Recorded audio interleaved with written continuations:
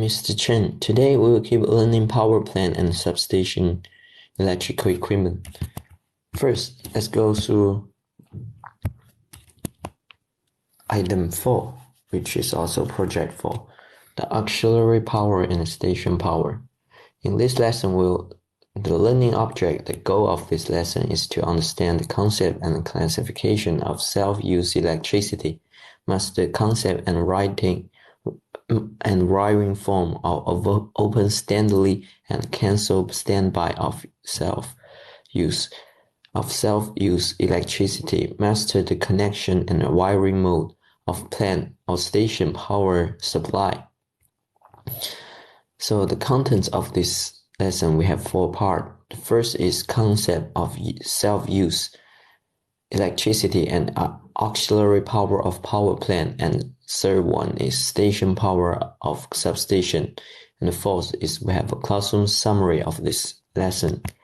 And first, we'll go through our concept of self-use electricity. So in the subject, so we have a little introduction here. So you can see the picture here is the self-use electricity and the transformer station. And in the last chapter, we learned the main wiring of power plants and substation. Do power plants and substation electricity?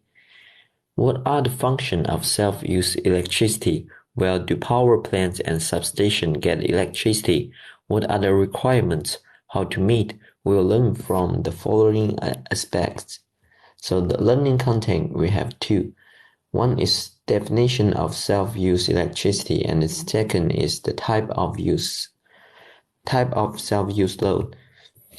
Definition of self-use electricity is self-use electricity. The definition of it is the electricity energy used by power plants and a substation in the process of producing electricity energy, referred to as self-use electricity, also known as plant electricity. Auxiliary power consumption rate is the ratio of power consumption of power plant to power generation. So we can see the chart over here. The safety of self-use power supply will directly affect the safe and economy operation of power plants and substations. And then we'll learn the type of self-use load. The classification by purpose. So the self-use power load of hydropower plant, you can see in hydropower plant, self-use power of water turbine generator unit. The unit and its supporting governor, butterfly valve, and water inlet valve are important loads. Station utilities, it refers to the auxiliary power consumption directly serving the operation, maintenance, overhaul, and other production process of the power station, and distributed at the main and auxiliary powerhouses, switchyard, inlet, platform, and tail race platform. Power consumption outside the station. The public electricity outside the station is mainly used for dam area, water conservancy project. The classification by purpose, self-consumption load of thermal power plant, coal handling part, turbine part, accident security load, off-site hydraulic part, wastewater treatment part and boiler part, and also the electric and public part, ash discharge part, chemical water treatment, auxiliary workshop. And in the substation self-service load, you can see cooling equipment of main transformer. We have fan, oil pump, water pump, and more. Charging equipment and DC power supply of short age battery, and oil treatment equipment like lining, maintenance equipment, water supply pump such as. So this is the classification by purpose. And then we'll learn the type of self-use load. The type of self-use electricity we can see. Class 1 load we have short-term power failure may affect personal or equipment safety, make the power plant unable to operate normally, or reduce the load of power generation significantly. For example, the water and electricity pump of the thermal power plant, and the circulating fan of the power plant. And class 2 load we have refers to the load that allows short-term, no more than tens of minutes, power failure, but power failure time is too long, which may damage the equipment or affect the normal production. For example, industrial water pump, drainage pump, motor pump, coal handling system, machinery and chemical water treatment equipment of thermal power plant, air compressor of oil pressure device of hydropower plant, bridge crane leakage, drainage pump of main plant, lining in the site. And in the class 3 load, we have refers to the load that will not directly affect the production of the power plant after a long-term power outage. And also we have emergency security power supply, which means the power supply should still be granted during or for a period of time after the shutdown of the main generator. Otherwise, it may cause damage to the main equipment, automatically control failure, and endanger personal safety. So you can see all these types of self-use electricity is powered by two independent power supplies and equipment with automatically input device of standby power supply. Is powered by two independent power supply and equipped with automatic or manual input device of standby power supply. Is powered by one power supply and standby does not need to be considered. And this is a little summary of this chapter. So in this chapter, we can see in the process of producing electric energy in power plants and substation, the electric energy used by power plants and substation is referred to as self-consumption, also known as auxiliary power and station power. Classification of self-consumption load. According to the use of thermal power plant and self-power substation, the self-power can be divided into thermal power plant and self-power station.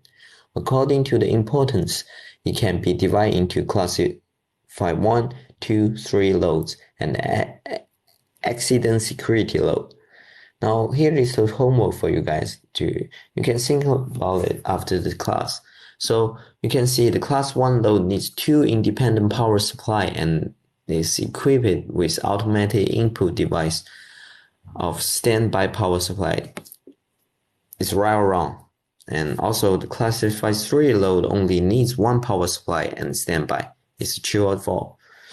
You can think about it after the class and we'll discuss this maybe next lessons. And in chapter 2, we can see auxiliary power of power plant. In the previous chapter, we learned the general overview of the self-consumption of power plants and substation. Now let's learn about the auxiliary power of thermal power plants. The main contents include basic requirements of auxiliary power wiring, voltage level of auxiliary power supply, wiring mode of auxiliary power. The basic requirements for auxiliary power wiring, we can see we have 5 points. The first point is reliable power supply and flexible operation.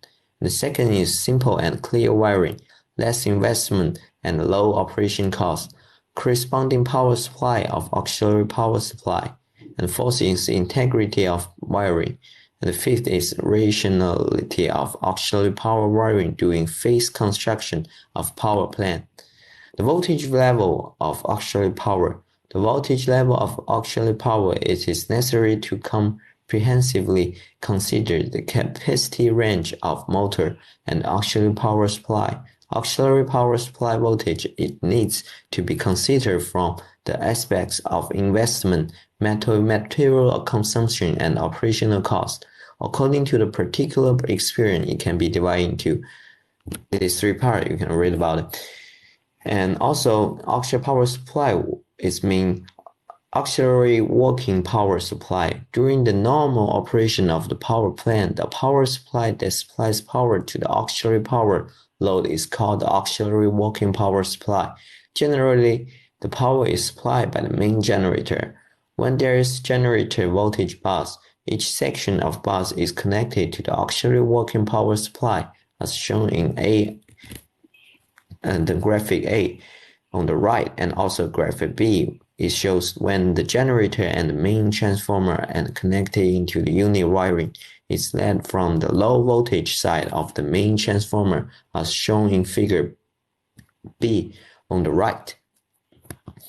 And also, auxiliary power supply means the power supply that can continuously supply power to important loads in case of working power failure of maintains.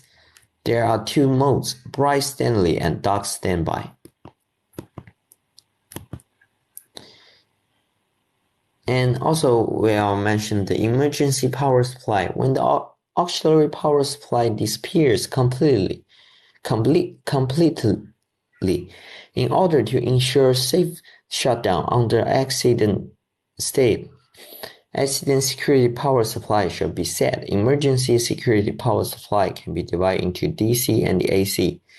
The DC emergency power supply is powered by the battery pack, and the AC emergency power supply adapts the fast start diesel generator set or the reliable AC power supply from the outside, and the AC uninterrupted power supply is set.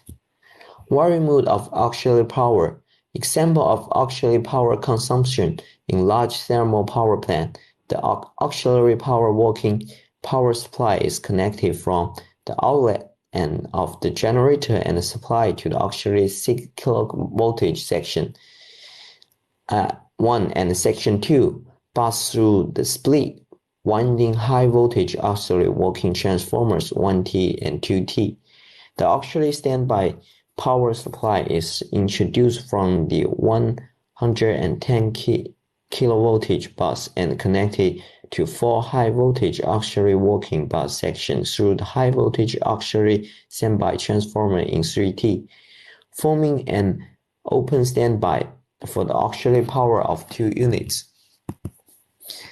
And in example of auxiliary power consumption of hydropower plant, the auxiliary 10 kilovoltage is divided into 5 sections. You can see over here. Each part is 1 section.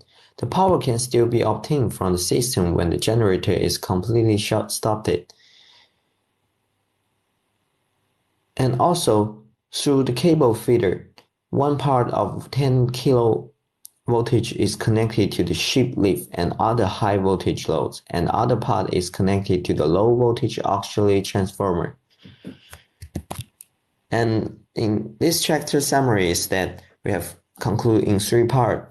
The first is auxiliary power includes auxiliary working power supply, auxiliary standby power supply, AC uninterrupted power supply, and standby power supply, AC uninterrupted power supply, and accident security power supply. The auxiliary standby power supply has 2 modes, open standby and dark standby. Voltage level of auxiliary power. We have 2 parts, which is the auxiliary power of thermal power plant is 3 kilovoltage and 6 kilovoltage. And the auxiliary power of hydropower plant is usually set with only 380 and 280 voltage level. However, large-scale mechanicity is installed in large-scale hydropower plants, which need to be equipped with special transformers and powered by 6 or 10 kilovoltage. Now, in chapter 3, we will learn about station power of substation. So we go through a little introduction. In last unit, we have learned the auxiliary power of the power plant. Now let's learn more about the station power of the substation. We also divide it into 4 parts. So in the first part, the requirements for station power supplies, we can see when there are 2 or more main transformers, it's divisible to connect 2 station service transformers with the same capacity, which can be used as standby for each other and operate separately from the low voltage side of the main transformer. When there is only one main transformer, one of the station transformers should be connected from the power supply outside the station. And requirements for the station power supply, we can see when there are 2 groups or more main, or even more, the number of station working transformers connected from the low voltage side of the main transformer shall not be less than 2. And when there is only one group main transformer in the initial stage, in addition to working transformer led from the station, another station, working transformer led from the reliable power supply outside the station shall be set. And in connection of station power supply, when there is a lower voltage bus in the station, 1 to 2 station transformers are generally connected from the lower voltage bus. A and B, one section transformer is connected from 2 sections of low voltage bus. And in figure 3C, you can see 2 station transformers are respectively connected from 2 stations of low voltage bus. And the connection of station power supply, when there is a reliable 3 to 35 kilovoltage power in tie line, you can connect a station transformer to the outside of the tie line circuit breaker. And this is some example of it. We can go through it after class. We should send PowerPoint to the class. You can read about it. Okay, so the station power wiring and power supply mode, we can see we separate into 4 important points. The first is that the neutral point directly grounded 3-phase 4-wire system is adopted, and the power and lightning share one power supply. And the station power bus adopts the segment single bus divide according to the working transformer. And most importantly, the station power load is supplied by the station power distribution panel, and double circuit power supply mode connected to 2 sections of bus is adopted for important loads. And fourth is that station power wiring of substation. The large capacity hub station shall be equipped with 2 station transformers, which are respectively connected to different bus sections on the low voltage side of the substation, as shown in the figure A. And then in your figure 2, you can see in the medium capacity section, only 1 station transformer is allowed to be installed, and it shall be able to switch on the 2 sections of low voltage bus of the substation, as shown in the figure. So now we can have a little summary of this lesson. So you can see the station power include station working power supply, station standby power supply, AC uninterruptible power supply, and accident security power supply. The station working power supply can be equipped with 1 to 2 station working transformers, and the special standby transformer connected from the reliable power supply outside the station can be installed according to the importance. The voltage of station power is only set at 380 or 220 voltage. There are 4 ways to connect station power. Okay, this is what we mentioned just now. And in the fourth, we have the all chapters summary. Okay, so in this summary, we can see what we learned. In the process of producing electric energy in power plants and substation, the electric energy used by power plants and substation is referred to as self-consumption, also known as auxiliary power or station power. Classification of self-consumption load. According to the use of thermal power plant and self-power station, the self-power can be divided into thermal power plant and self-power station. According to the importance, it can be divided into class 1, 2, 3 loads and also with accident security load. Auxiliary power includes auxiliary working power supply, auxiliary standby power supply, AC uninterruptible power supply, and accident security power supply. The auxiliary standby power supply has two modes, open standby and dark standby. And the fifth, voltage level of auxiliary power we can separate into two parts, and we'll just mention. And also, station power includes station working power supply, station standby power supply, AC uninterruptible power supply, and accident security power supply. And the voltage of station power is only set at 380 or 280 voltage. And there are four ways to connect station power, and you have to familiar with those things. And thanks for your listening. And this is all the things for today. And see you in next period. Bye bye.